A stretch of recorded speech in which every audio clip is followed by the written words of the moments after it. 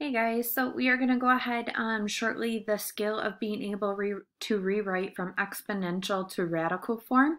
Again, hopefully this is just to refresh your brain, but I wanted to talk through this with you guys and make sure you had a few examples to look at in case your notes are still in the classroom. So as a reminder, we have our base, and then in the exponent, I had that little phrase that I always taught you guys, power over index. This phrase right here allows you to switch back and forth between the two. So exponential form is when we have an exponent. Radical form is when we see our radical. And we can take what we have over here, our index would go here. Base always stays the same with our power rewritten with our base. So this is kind of the main little formula for you to switch back and forth between the two.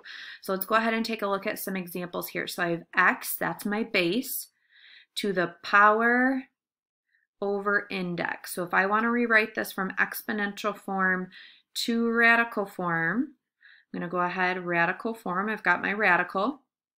My index, right, my index goes on the outside, power over index, I have an index of 9. Rewritten with my base, x, to the power of the 4th.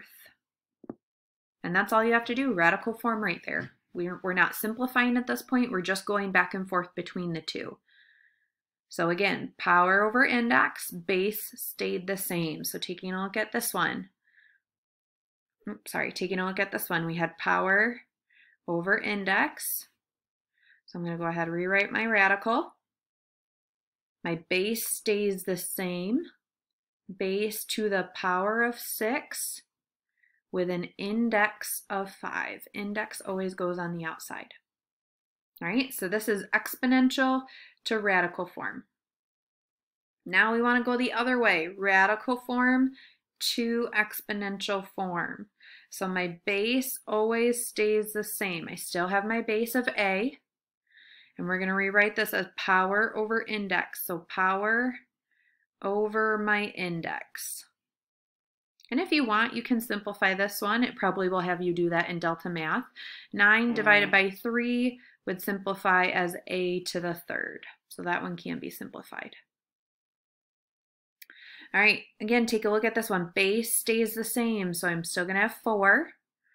Power over index. Now here's just a little reminder, there's no specific number written. So when we're dealing with a radical that doesn't have a specific number written, we would always look at this as a square root. So in our mind, our index should be 2. So whenever there's a radical that doesn't have a specific index written, it's always 2. So power over index. So 4 base, power over index, and I can't simplify this one. That's all I would have. All right, guys, this is, I think, 3 or 4 practice problems in Delta Math for you guys of rewriting between the two. So sometimes you'll go from exponential to radical, and sometimes you'll go from radical to exponential form.